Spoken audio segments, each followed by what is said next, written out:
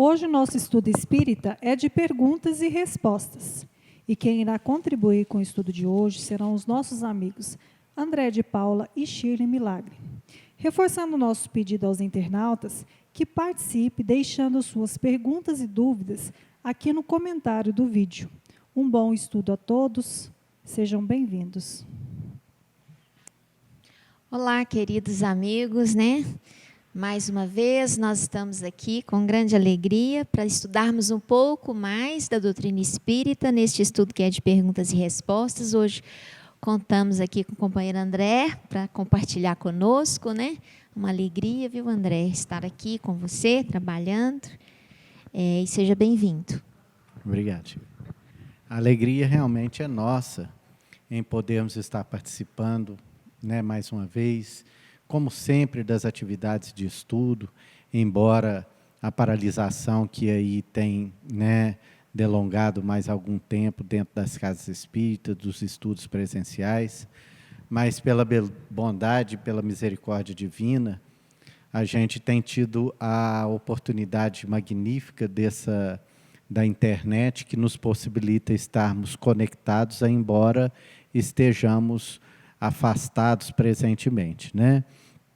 Então, para a gente também é uma grande alegria poder estar participando aqui desse programa, que é o estudo, né, de algumas questões em que as pessoas têm a oportunidade de expor as suas dúvidas dentro das suas questões, porque dentro das suas questões na área espírita, na área espiritual, na área dos seus sentimentos, isso é muito importante. Porque, às vezes, como a nossa companheira Ana falou, quando pedimos aos internautas colocarem suas perguntas, às vezes a pessoa pensa assim, não, mas é tão boba a minha pergunta, mas atrás, às vezes, de uma coisa que pode parecer bobagem, existe um grande potencial de crescimento para a criatura. Então, não pense que a sua pergunta ela seja inocente, que ela seja boba. O importante é você tirar, né, aquela questão da sua cabeça, que aquilo seja esclarecido, né? A gente começa aqui com uma pergunta. A pessoa colocou aqui, por que atualmente está tendo a tendência dos espíritos se chamarem kardecista? Eu não entendi bem se ele queria falar dos espíritos ou dos espíritas, né? Essa questão de se chamar de kardecista, né, na verdade, é um pleonasmo, né? Porque o que acontece? Não existe espírita kardecista. Espírita é um termo que foi criado por Allan Kardec para denominar as pessoas que estudam e que seguem a doutrina dos espíritos. Até então, existia o termo espiritualista, não existia o termo espírita. Então, foi criado esse termo, o espírita, para distinguir as pessoas que acompanham, ou que seguem, ou que estudam a doutrina dos espíritos, diferente das demais doutrinas, que espiritualista, na verdade, somos todos nós que acreditamos que existe alguma coisa além da nossa vida aqui material. Então, o católico é espiritualista, o protestante é espiritualista, o budista é espiritualista, o hinduísta é espiritualista. Então, espiritualista, na verdade, praticamente somos todos nós que existe alguma coisa depois da morte. O espírita é aquela pessoa que acredita ou que segue a doutrina dos espíritos. Mas, aqui no Brasil, por existir um sincretismo religioso muito grande, ou seja, uma mistura de religiões muito grande, confundiu-se muito a doutrina dos espíritos com muitos outros cultos trazidos dos nossos irmãos africanos, da África, né? Quando eles vieram como escravos no Brasil, e eles trouxeram também as suas crenças espiritualistas, as suas crenças afros, e que tem muita ligação com a comunicação com o mundo do lado de lá. Porém, não é espiritismo, é uma crença espiritualista. Então, como essas crenças sempre foram tidas de um ponto de vista pejorativo, foram consideradas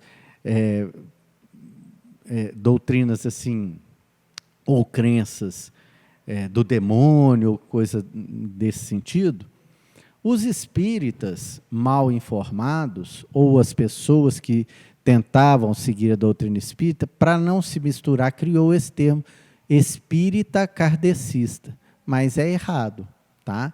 Espírita é espírita. Então, a gente até estava conversando lá na minha casa, interessante, essa semana, né? Que nós fizemos uma reforma lá em casa o ano passado, e os pedreiros que estavam lá fazendo essa reforma, eles eram evangélicos, né? E numa conversa lá com a ajudante nossa lá de casa, eles falaram assim, eles descobriram que a gente era espírita, né? Aí ele perguntou, mas esse pessoal aí é daqueles que faz trabalho, que faz isso, que faz aquilo? E a nossa ajudante lá falou, não, eles não fazem isso, não, o espírita deles é diferente, não tem essas coisas. E eu não estou denegrindo aqui, mais uma vez, essas crenças afro-brasileiras, não. Eu estou só falando do espiritismo. Tá? E ele falou assim, tá, tudo bem. Então, nessa mistura, nesse sincretismo religioso, foi uma forma que as pessoas, ainda que errada, acharam de separar as demais crenças afro-brasileiras do espiritismo. Por quê? Porque essas crenças afro-brasileiras traz uma, vamos dizer assim, uma similaridade com o espiritismo na questão da comunicabilidade com os espíritos. Eles também se comunicam com os espíritos que estão desencarnados, é uma questão que também existe dentro da doutrina espírita. Então, para haver essa separação, as pessoas criaram esse termo, que, na verdade, não é certo. Não é isso mesmo, Sheila? É, correto, André. E a gente... fica difícil, depois que rotula, tirar, né, esse hábito, né? Mas, na verdade... todo espírita, a princípio, é kardecista. Não existe outro espírita que não seja kardecista, né?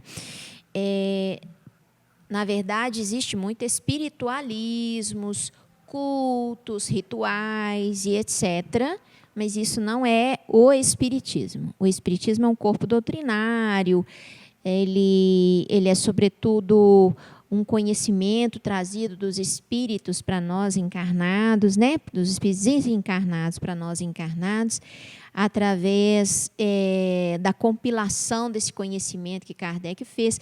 Quer dizer, evidentemente, como disse o André, alguns pontos, né, de aderência no que se refere a algumas questões, mas são situações completamente diferentes, né? O verdadeiro espírita nem é aquele que conhece toda a doutrina espírita, né? O verdadeiro espírita é aquele que se esforça para melhorar a sua condição moral, né? É aquele que trabalha em cima do evangelho e da cristianização do homem, de si mesmo e daqueles que estão ao seu redor. Né? Bom, tem uma pergunta aqui, muito boa, por sinal, e a gente fica muito alegre com a participação de vocês conosco. Como podemos colaborar com a justiça divina para nosso próprio crescimento? Né?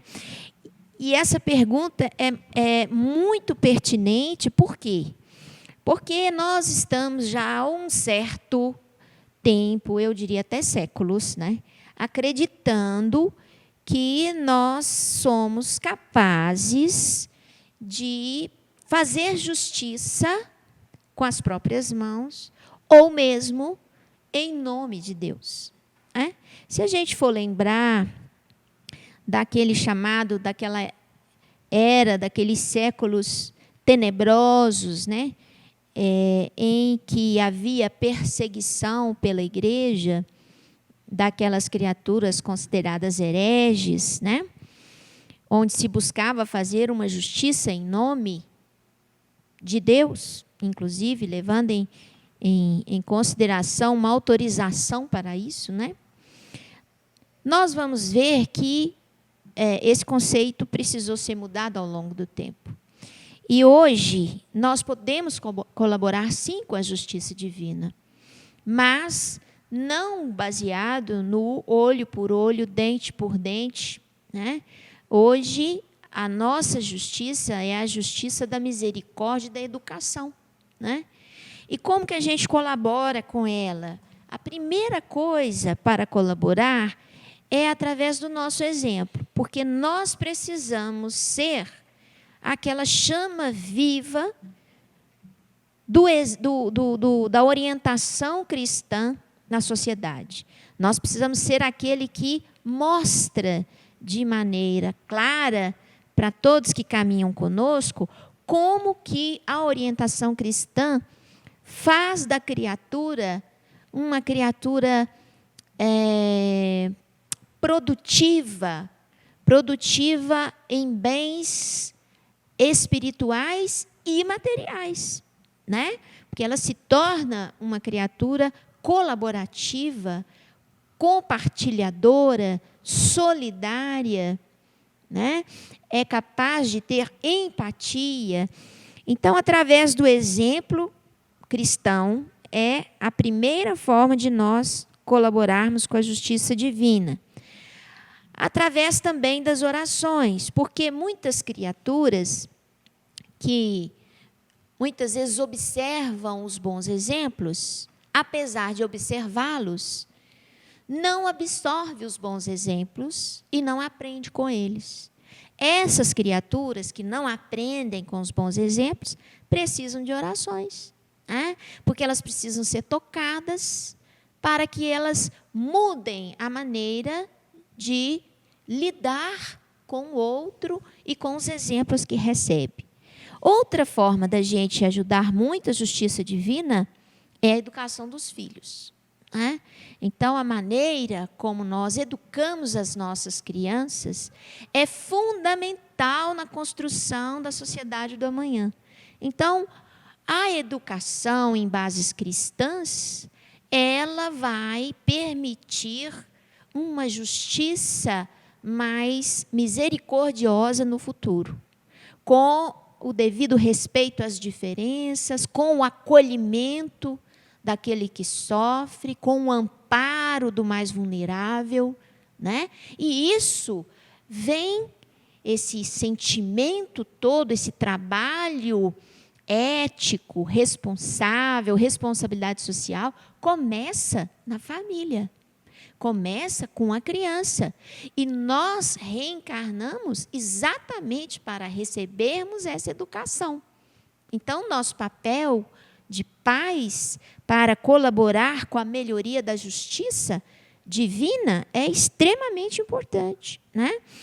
A divulgação dos preceitos do Evangelho, principalmente em se tratando da doutrina espírita do Consolador Prometido, também é uma maneira de colaborar com a justiça divina, porque nós esclarecemos às criaturas que sofrem as raízes do seu sofrimento, o entendimento do seu sofrimento. Isso possibilita a criatura a ter um comportamento diferente diante do sofrimento, dos desafios. E nós esclarecemos aquele que tem o poder, que tem os recursos, a necessidade de fazer o bom uso, porque tudo aquilo ali que ele tem, que está em suas mãos, é apenas transitório, é usufruto, não pertence a ele, né? Vai ficar aqui na terra, não vai levar com ele nada do que é disponibilizado. É disponibilizado para que a criatura responsável por aqueles recursos possa fazer um emprego adequado e tornar aquele talento, que é 1, 2 ou 5, o triplo, o quádruplo de talentos, para que, ao retornar à pátria espiritual, ele tenha então, condições de assumir outras responsabilidades em níveis maiores, porque ele foi bem-sucedido nos menores, né? Então, eu acho que, dessa forma, né, todos esses aspectos, nós vamos estar colaborando para a justiça divina e para o nosso crescimento. Não é isso, André? É isso mesmo. E aí, interessante que você colocou aí, chegou uma pergunta agora, que tem tudo a ver com o que você acabou de responder. Eu acho que você estava... Telepatia, né? Quando coloca aqui, a pessoa pergunta assim, quando duas pessoas se odeiam e se atacam constantemente e não estão dispostas a se reconciliarem, como podemos ajudar? Isso aí parece assim, o drama da casa da gente com os filhos, né? Eu não sei vocês, né? Mas lá em casa, às vezes, acontece isso, né? Os filhos, muitas vezes, é muito comum a gente ver assim, esse meio que raiva um do outro, né? Então, não sei se isso aqui está a ver com isso aí, com a família, né? Às vezes isso é muito comum acontecer. Bom, o que fazer? Não tem jeito, como meu pai falava, abrir a cabeça do sujeito e colocar esclarecimento lá dentro. Mas você falou de uma potente ferramenta que a gente tem, que se chama oração. Porque essas duas criaturas aqui, porque quem perguntou parece que se preocupa com elas, ou as amam, ou gostaria de ajudar de alguma forma, né? Mas pode ter certeza que Deus as ama mais do que você.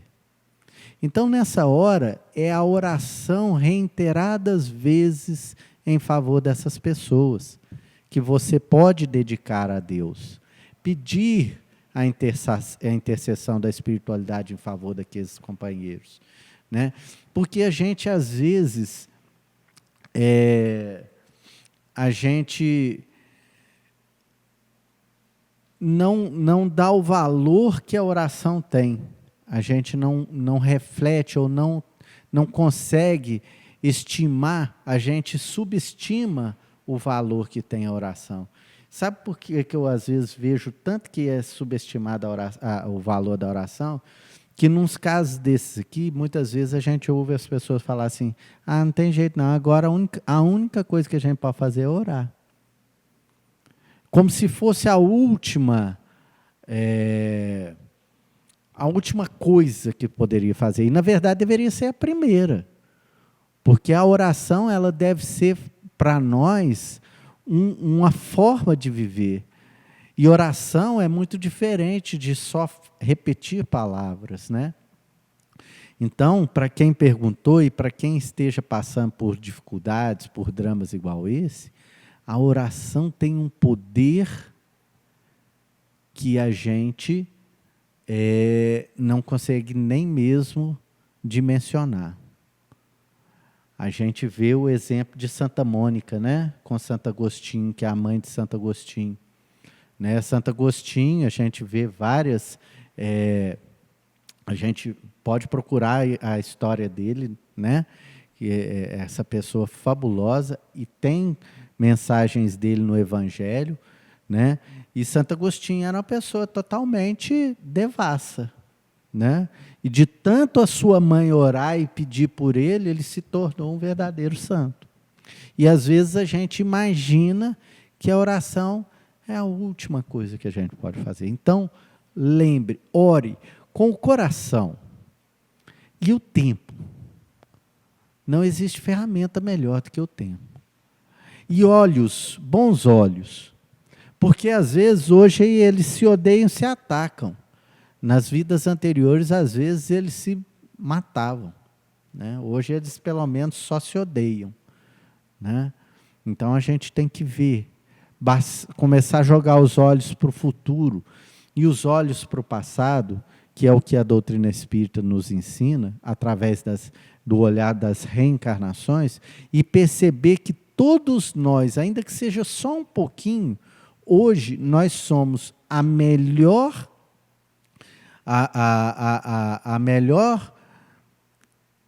cópia de nós mesmos. Quer dizer, hoje, apesar de parecer que eu não estou tão bem, eu sou melhor do que na minha encarnação passada, né? Então, oração e tempo.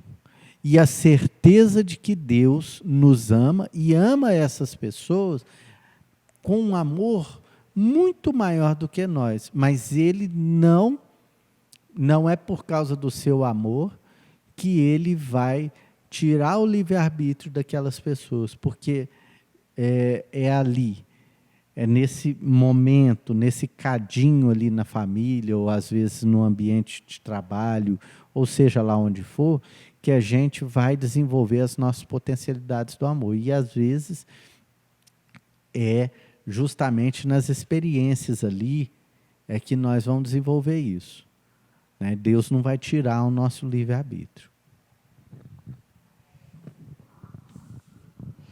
Muito bem. Tem uma pergunta aqui da Roseli, em que ela pergunta o seguinte: qual a diferença entre aplicador de passes e magnetismo, relação com magnetismo e a doutrina espírita?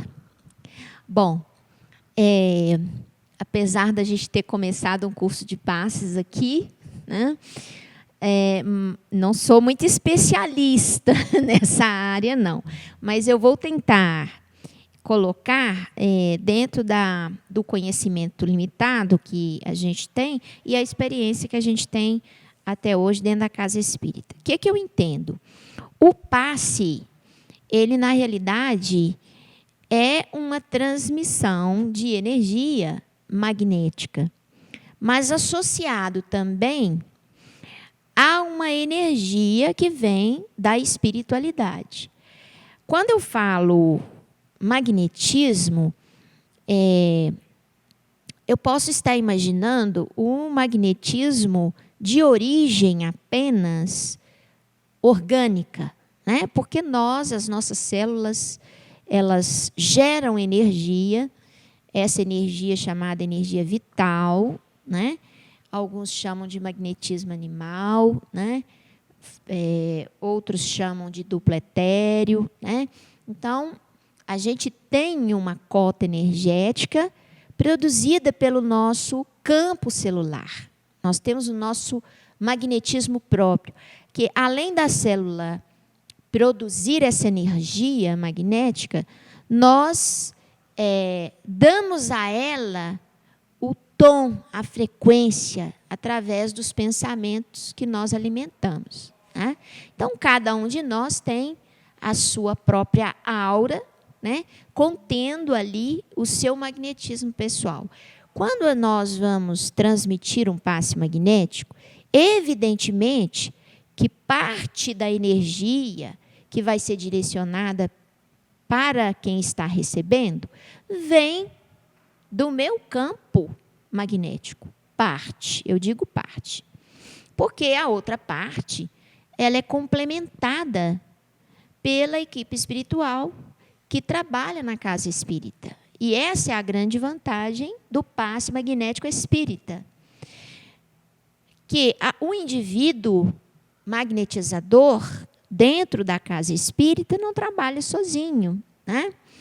Ele tem com ele recursos vindo das esferas mais altas, vindo de locais onde há fluidos, né, mais revigorantes, muitas vezes vêm de regiões com florestas próximas daquela região, né? Locais onde se armazena o potencial magnético maior do mar, né? Quem mora próximo de litoral, que o mar é uma bacia de energia magnética. Então, a espiritualidade, ela agrega à energia magnética do indivíduo que está transmitindo o passe valores revigorantes que eles trazem da espiritualidade. Segundo, é claro, o merecimento da criatura que está ali recebendo, porque ela precisa estar receptiva para conseguir absorver essas energias magnéticas que estão sendo oferecidas. E o passista, ele também, na medida que ele se prepara organicamente, psiquicamente, para transmitir o passe, ele favorece a absorção e transmissão dessas energias trazidas pela espiritualidade. Às vezes, quando o magnetizador está muito despreparado, dentro da casa espírita, está desequilibrado, a espiritualidade neutraliza, né, a ação do passista e transmite apenas o fluido vindo da espiritualidade para a criatura. Ela nem recebe do passista, porque às vezes o passista pode estar em condição pior do que o próprio receptor do passe, né, o paciente. Então, o que eu vejo, André, você pode completar para mim, que o ambiente, o preparo do magnetizador e a atuação da espiritualidade são fatores que fazem a diferença entre vamos dizer, o passe magnético na casa espírita e a magnetização feita por qualquer magnetizador, que a gente sabe que o magnetizador é uma potencialidade própria da criatura, né? Ela tem esse potencial de produzir essa energia e transmitir. Ela necessariamente não tem que ser espírita, né? Mas quando você associa o ambiente, o preparo adequado e a assistência das equipes espirituais que vêm complementar o recurso, aí você tem um passe magnético espírita. O que você acha, André, que você pode complementar para nós, para a Roseli?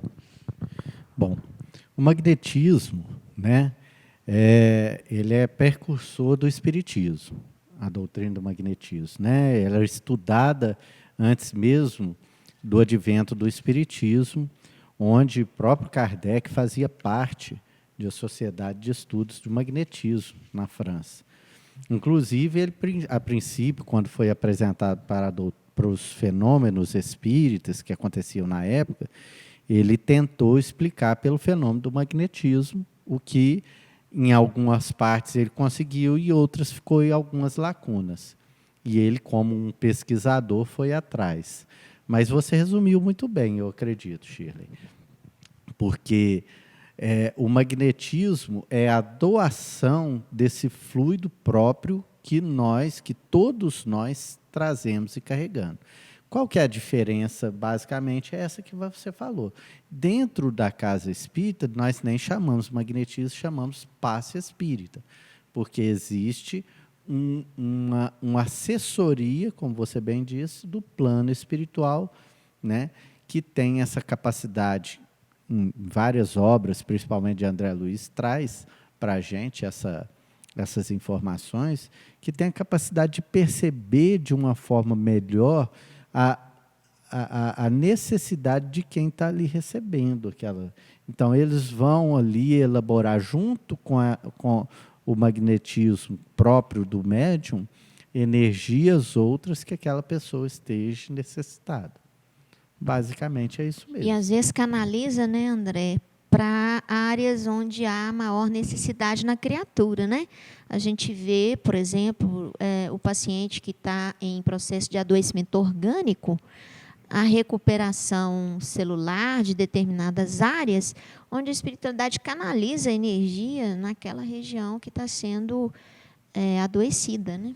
Exatamente. Então, basicamente, é isso, porque os espíritos amigos ali, eles têm a capacidade de ver onde há maior necessidade. Agora, o que você falou é muito importante, né? Vai também de acordo com a necessidade do merecimento da pessoa, né? Do que ela está precisando vivenciar naquele momento.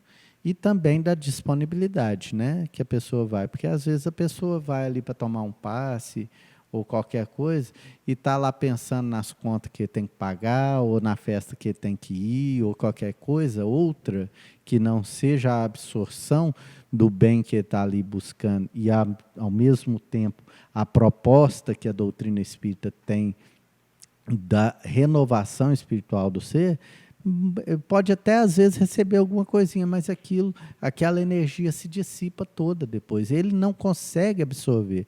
E aí a gente vê muita gente falando assim, eu estou tomando passe tem não sei quantos anos, continua a mesma coisa.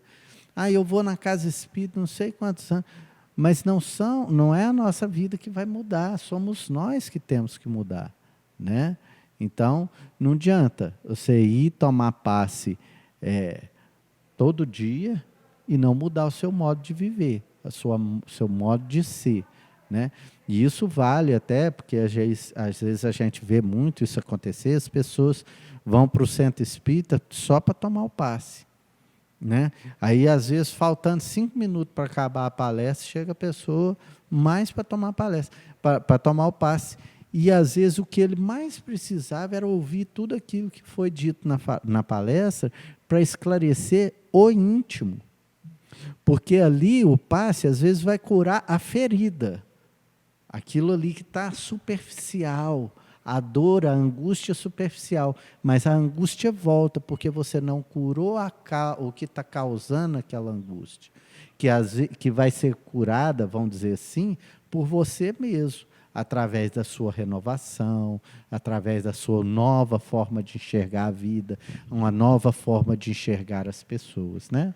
Isso é muito importante, porque a forma que a gente tem de enxergar a vida ou as coisas que acontecem ao nosso redor é que diferencia a gente naquela situação de revolta ou de aceitação frente às coisas que a gente vive na vida. Porque até assim, tem uma pergunta aqui que eu achei até interessante demais. A pessoa põe assim, olha, porque tudo isso, na pergunta aqui, tem tudo a ver com isso que eu estou falando, a forma que você enxerga a realidade. A pessoa pergunta assim, para espiarmos, alguém deve praticar o mal contra nós? Isso não é supor que o mal sempre existirá? Explique o mal no processo de expiação. E olha só a profundidade da pergunta dessa pessoa, porque realmente, dentro de um ponto de vista, ela tem razão. Se para mim expiar uma falta minha do passado, eu vou ter que alguém vir e fazer o mal contra mim, o mal nunca vai deixar de existir, não é verdade? Só que aí vem a doutrina espírita explicar para a gente o que é o mal. Porque a gente pensa que o mal é uma situação, tanto é que aí a gente criou, né, um ser que é a personificação do mal, que aí a gente criou o demônio, o Satanás, o mal. Mas a doutrina espírita vem dizer que o mal não existe. O mal é simplesmente a ausência do bem. Então, sempre que a gente tiver na ausência do bem, nós vamos estar no mal. Então, a pessoa falou assim, eu matei alguém. Vamos supor, eu, numa vida passada minha, eu fui lá e matei alguém. Às vezes era um pai de família, às vezes era, né, o sustento de uma família, e uma família inteira ficou passando necessidade. Eu criei um grande mal, porque eu tirei o bem ali. Beleza. Então, vou precisar que nessa vida alguém venha e me assassine para que eu expie esse mal? Será que é assim? Ou será que Deus, na sua infinita capacidade, que a gente nem sonha na sabedoria de Deus, Ele não teria mecanismos outros para fazer com que a sua justiça se implemente? Porque Deus não quer que a gente sofra. Deus só quer que a gente aprenda. O sofrimento, ele é consequência de nós ficarmos igual a criança na sala que não quer estudar e passa aperto na prova. Aí vem o sofrimento. Mas Deus tem mecanismos. Então, quer dizer, às vezes eu posso, vamos dizer assim, para expiar, como essa pessoa colocou aqui, perder o meu pai em tenra idade, que era o sustento da minha família. Para eu aí aprender o tanto que dói perder o sustento ali, uma pessoa querida, um sustento da família, passar necessidade. Eu não vou saber disso na atual encarnação, mas depois isso vai ser clareado. Então aí eu vou entender que fazer o mal ao outro dói no outro. Então eu não vou querer fazer agora. Por isso que quando a gente está frente a alguma coisa que a gente, às vezes, quer fazer de ruim para o outro, a consciência da gente, principalmente se a gente já errou naquilo, quando você faz não, só. Faz não. Porque a gente sabe. Então, não é assim, não é necessário. Aqui a gente está ali dentro, preso aqui, ó, ainda lá naquela visão do olho por olho, dente por dente. Não é assim. A nossa intenção, a lei de justiça de Deus não é para punir nenhum de nós pelo mal que nós praticou, mas é necessário que a gente aprenda. E para aprender existem ferramentas outras. Por isso que Jesus falava, não é necessário que o escândalo venha, mas ai daquele que for motivo de escândalo. Então, quer dizer, às vezes pode até acontecer ipsilíteres comigo, mas não é porque Deus ordenou que alguém viesse e assassinasse para que eu cumprisse um resgate de uma vida passada. Entendeu? Então, não é necessário, porque dentro dessa visão aqui, o mal realmente nunca deixaria de existir. Né? E aí vem Jesus, mais uma vez, na sua infinita clareza, né? Ele vem falar assim, o amor cobre uma multidão de pecados. Uma multidão de pecados. Ou seja, a gente, às vezes, vai espiar. Tem que espiar para aprender. Mas, através do amor, a gente vai aprender muito mais rápido. Tá, Sheila? Eu encerro a minha fala aqui. Tem um monte de outras perguntas super interessantes ali, mas o tempo não nos permite mais, né? Mas é isso aí. Eu gostaria até de fazer um comentário complementando aí, porque não dá tempo para mais perguntas, né, gente? Só lembrando que um dos mecanismos misericordiosos da vida é exatamente você exercer a paternidade ou a maternidade, né? É onde você muitas vezes recebe aquele espírito que você tirou a vida, né? Você recebe como filho, muitas vezes, exatamente dando a ele de volta aquela vida que você acabou ceifando, né?